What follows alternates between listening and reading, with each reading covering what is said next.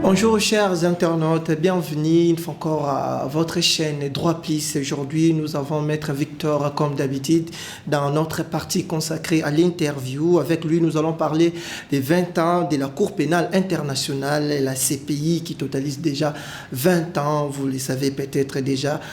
Salut Maître Victor. Salut, cher journaliste Moïse. Parlez-nous des 20 ans de la CPI. C'est quoi l'historique de la Cour pénale internationale aujourd'hui? Oui, merci beaucoup pour la question. La Cour pénale internationale, CPI en sigle, totalise dans ce 1er juillet 2022 20 ans.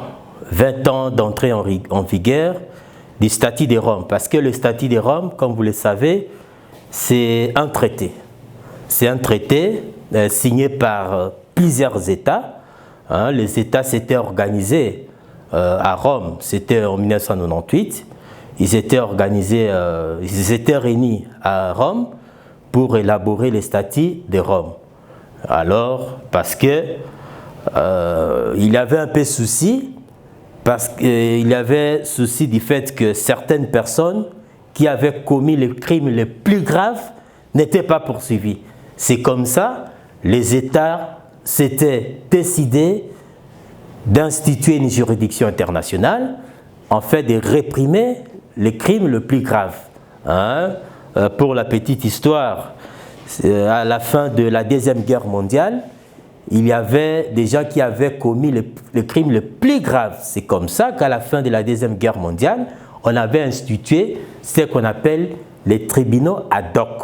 Les tribunaux ad hoc, c'était des tribunaux spécialisés à la répression des infractions commises dans une situation particulière, comme c'était à la fin de la Deuxième Guerre mondiale, dont les gens qui avaient commis les crimes les plus graves, notamment les crimes contre l'humanité, ils étaient poursuivis par les tribunaux ad hoc. C'est comme ça qu'on avait institué ce qu'on a appelé à l'époque le tribunal de Nuremberg et aussi le tribunal de Tokyo pour poursuivre ces gens-là.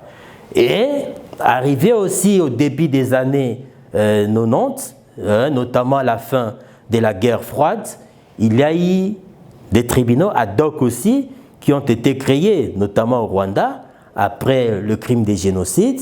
On avait institué ce qu'on a appelé le tribunal international d'Arusha, donc c'était juste pour réprimer les gens qui avaient commis le crime des génocides au Rwanda, et en Yougoslavie aussi, dans l'ex-Yougoslavie, après la guerre, on avait créé aussi un tribunal ad hoc, même en Sierra Leone, dont les cas sont légiaux, même récemment ici, en République centrafricaine, et en République démocratique du Congo, il y avait toujours ces débats.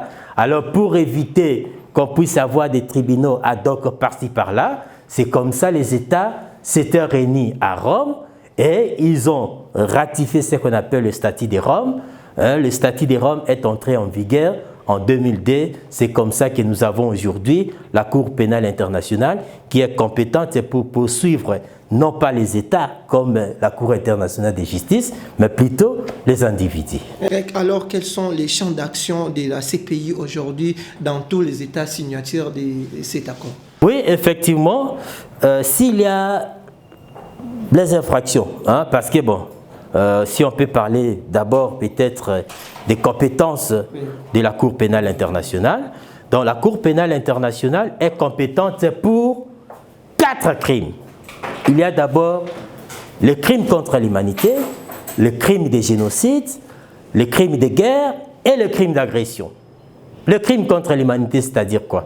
Quand vous décidez d'exterminer un grand nombre des êtres humains, là, vous commettez ce qu'on appelle les crimes contre l'humanité.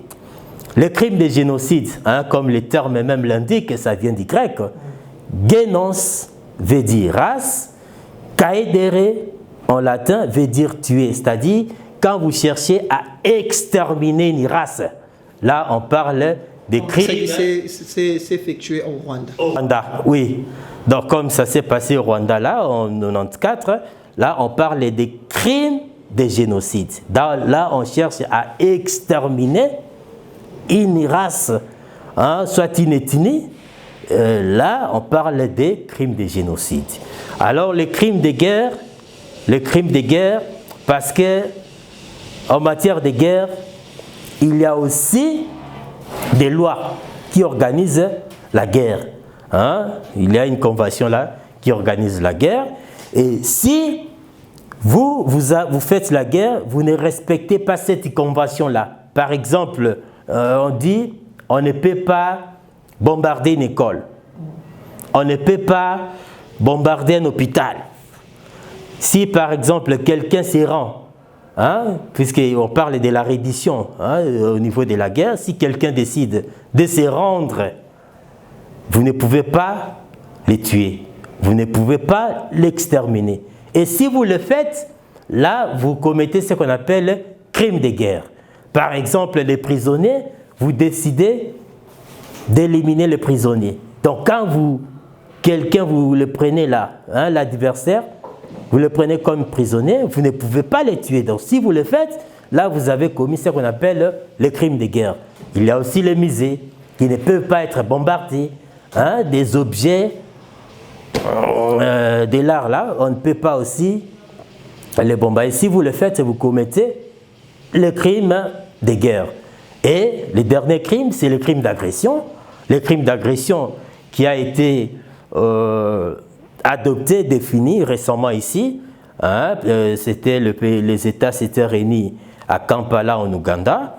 Ils ont discuté un peu qu'est-ce qu'ils peuvent dire vraiment des crimes d'agression. Donc, les crimes d'agression, c'est quand un individu décide d'agresser un État. On donne l'exemple du président rwandais. Bon, ce n'est pas un secret aujourd'hui.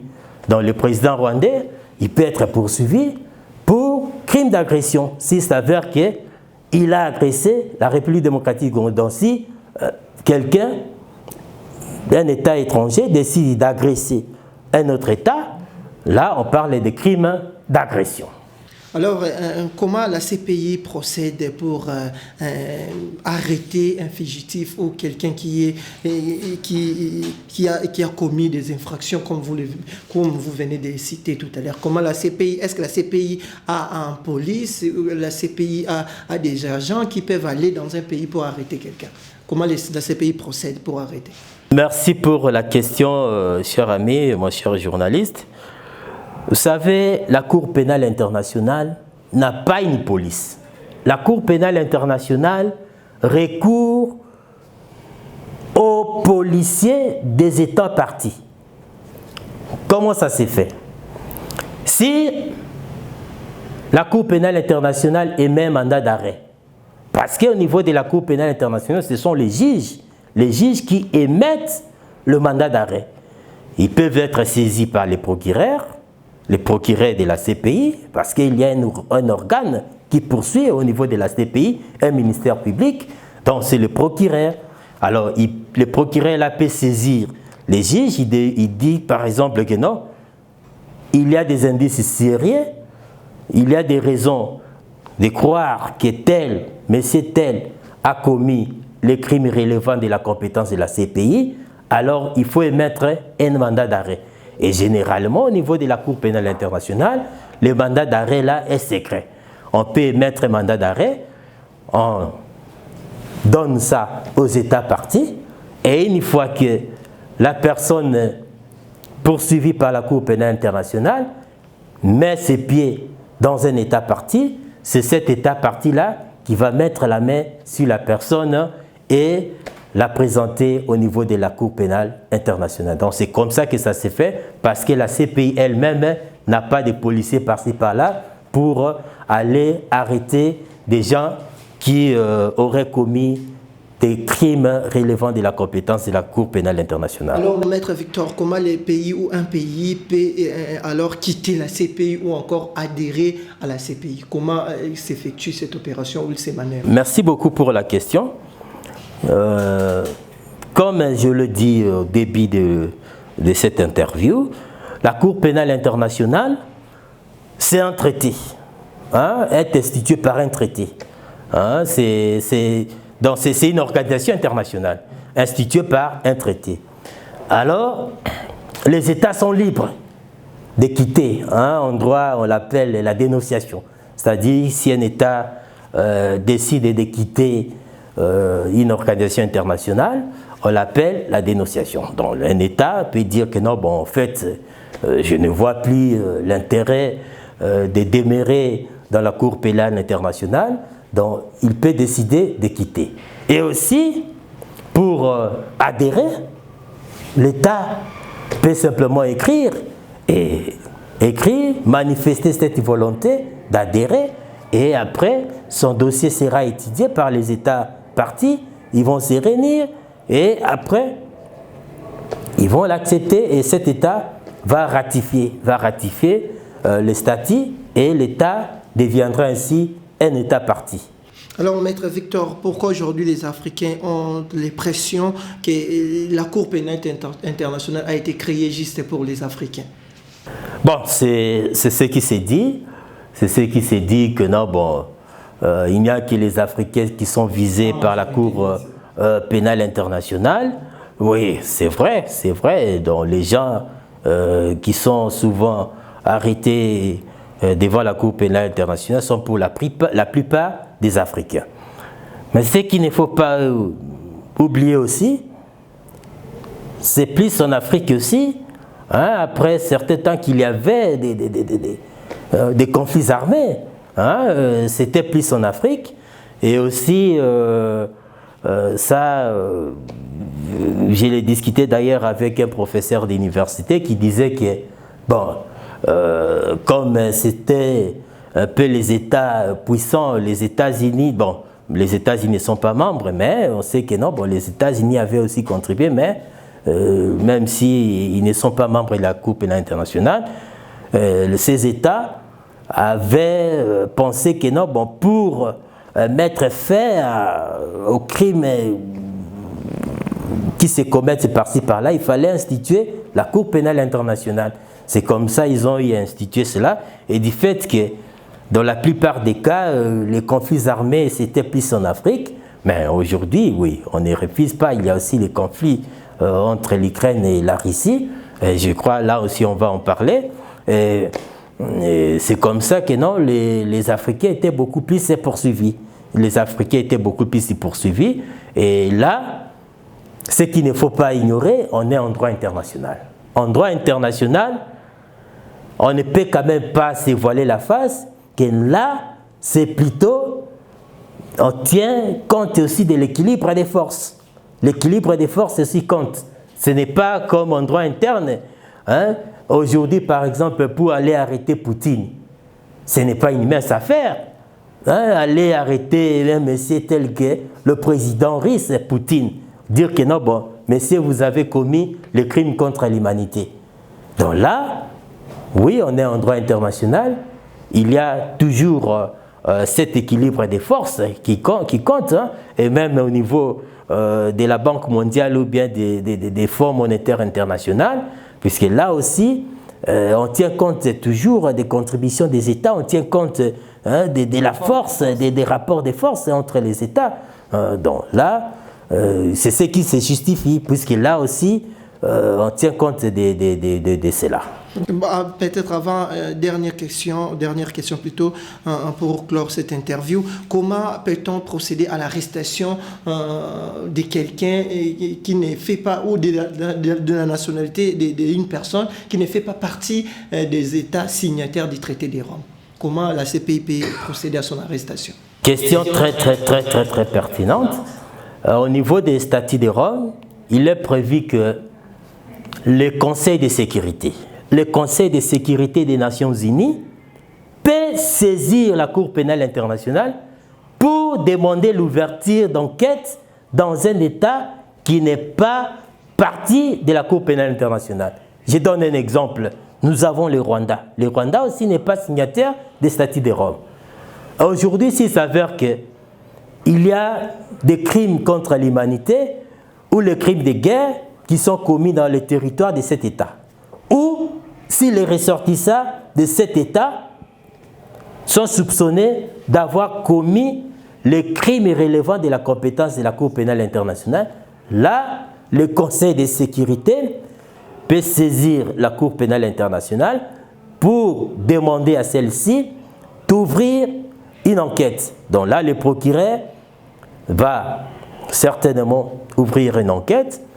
Donc il y a cette possibilité pour le Conseil de sécurité de saisir la Cour pénale internationale et la Cour pénale internationale peut émettre un mandat d'arrêt contre les ressortissants d'un État qui n'est pas signataire du statut de Rome. Est-il possible d'arrêter quelqu'un que son pays n'est pas signataire du traité de Rome, mais les cas où il s'est déplacé dans un pays signataire du traité de Rome? Effectivement, c'est possible, c'est possible, c'est possible. On a l'exemple des présidents, l'ancien président soudanais, Omar el-Béchir. Il était visé par un mandat d'arrêt de la Cour pénale internationale. Et, bon, malheureusement, à l'époque, il était aussi venu à Kinshasa. On n'avait pas pu l'arrêter. Mais il y avait possibilité de l'arrêter. Parce que, bon, le Soudan aussi n'avait pas signé le statut de Rome, mais on avait émis un mandat d'arrêt contre lui. C'était sur base de la saisine du Conseil de sécurité. C'est le Conseil de sécurité qui avait saisi la Cour pénale internationale. Et la Cour pénale internationale avait ouvert des enquêtes au niveau du Soudan. C'est comme ça qu'il était poursuivi. Donc c'est possible qu'on arrête aussi les ressortissants d'un État qui n'est pas signataire des statuts de Rome au moment où ces ressortissants mettaient ses pieds dans un État parti. Une dernière question. Alors, comment faire pour arrêter quelqu'un que son pays fait partie de la CPI, mais les lois internes ou les lois sur le plan national, il y a des controverses, des cas ici en République démocratique du Congo, concernant par exemple les statuts des anciens présidents. Comment la CPI peut procéder pour arrêter quelqu'un qui est couvert des immunités à l'interne au sein d'un pays? Bon, en fait, la Cour pénale interne, les statuts de Rome ne tient pas compte des statuts officiels là. Même si vous êtes bénéficiaire des immunités, on peut toujours vous arrêter. Même si vous êtes député, vous êtes ministre, vous êtes président de la République, il y a un statut des anciens chefs de l'État qui dit que non, on ne peut pas vous arrêter. Le statut de Rome ne va pas tenir compte de cela. Donc, ce qui est vrai aussi, comme le statut de Rome, je l'ai dit tantôt, c'est un traité, et le traité a toujours une force supérieure par rapport à la loi. Donc s'il faut par exemple suivre ce qu'on appelle la hiérarchie, s'il faut suivre les sources du droit, nous avons d'abord la Constitution, et après la Constitution, nous avons les traités et accords internationaux. Et ce n'est qu'après, en troisième position, que nous avons les lois. Même s'il y a les lois qui peuvent contredire le statut de Rome, donc ces lois-là n'auront aucune incidence sur le plan international. Donc ces lois-là n'ont pas d'incidence sur l'application du statut de Rome. Nous sommes presque déjà arrivés à la fin de cette interview. Qu'est-ce que les internautes peuvent retenir en gros du 20 ans de la Cour pénale internationale? Oui, merci beaucoup pour la question. Il y a eu 20 ans de la Cour pénale internationale. La Cour pénale internationale, le statut de Rome, a totalisé 20 ans depuis son entrée en vigueur. Il y a eu beaucoup de choses à déplorer. D'abord, des questions que vous avez posées, parce que aujourd'hui, il y a par exemple la guerre en Russie. Il y a la guerre en Russie. En droit, nous parlons de ce qu'on appelle la balance. Il faut qu'il y ait toujours cet équilibre-là. La balance ne peut pas se pencher d'un seul côté. On ne sait pas réprimer les crimes qui se commettent aujourd'hui en Ukraine. Parce qu'il y a la Russie qui est là, membre du Conseil, membre permanent du Conseil de sécurité, qui a les droits de veto, même si le Conseil de sécurité venait à saisir la Cour pénale internationale, la Russie va mettre son veto. Donc ça ne va pas passer. Donc là, ce sont les choses qu'on est en train de déplorer. on est en train de déplorer. Oui, nous tous nous avions applaudi que non, aujourd'hui nous avons une juridiction internationale, c'est bien, ça va diminuer un peu la commission de crimes plus graves qui se commettaient par-ci par-là, mais dans l'application, nous déplorons un peu ces comportements de deux poids, deux mesures. Merci Maître Victor, mesdames et messieurs, nous sommes arrivés à la fin de cette interview. Merci à vous. Il faut encore continuer à nous suivre sur notre chaîne Droit Plus. Merci de nous avoir suivis une fois encore et portez-vous bien. On se retrouve très bientôt. Au revoir.